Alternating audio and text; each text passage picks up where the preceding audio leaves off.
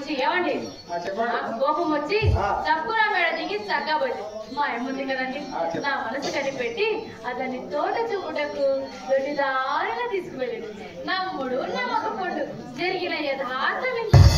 వేరేదా నీ మాట నేను వేదముగా ఎప్పుడు నమ్మలేదు నీవు నాతో నలసంత అబద్ధమాడవలే నా నమ్మకం